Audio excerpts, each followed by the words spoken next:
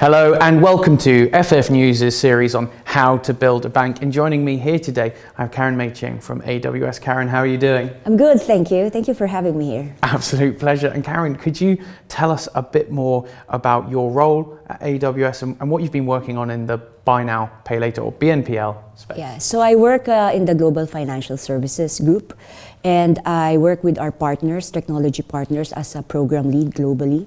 So I work with our 62 strategic accounts and a lot of partners who would like to work with us and help our customers. Amazing. Now, when we think of Buy Now, Pay Later, we think very much of B2C. For instance, I know it was typified here in the UK by the clothing brands, but are we starting to see Buy Now, Pay Later be able to use from B2B customers? Yes.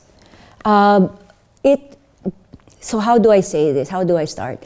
Because they see it's risk-free.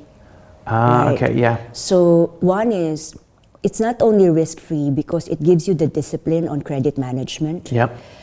You see how revolutionary Klarna have started it, right? Before, every time you innovate, people have doubts, like big doubts until you prove them wrong in what you like to do.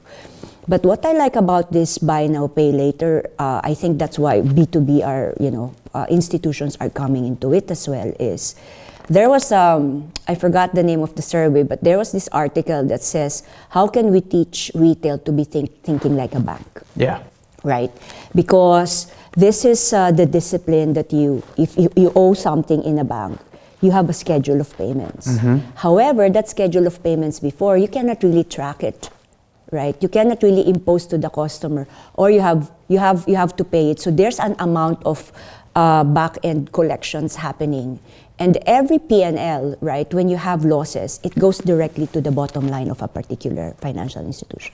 What Buy Now, Pay Later did was, we do it on a direct debit, right? It sends you a reminder that you have to pay, and it's 0% within 3 months. You're not spreading your risk very long.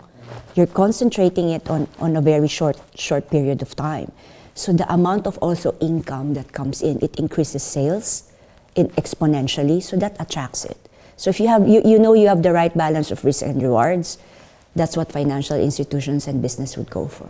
That's amazing. It's a win-win for both the retailer but also the banks, right?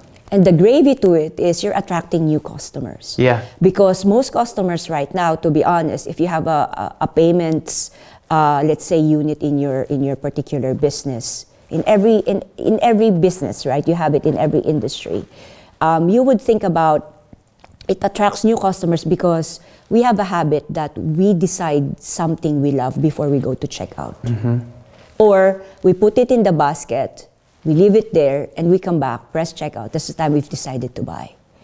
Because that's what you don't get in a physical store, right? You cannot put it in your basket, go out, and come back in the store. The alarms would beep, right? So that's the beauty of it.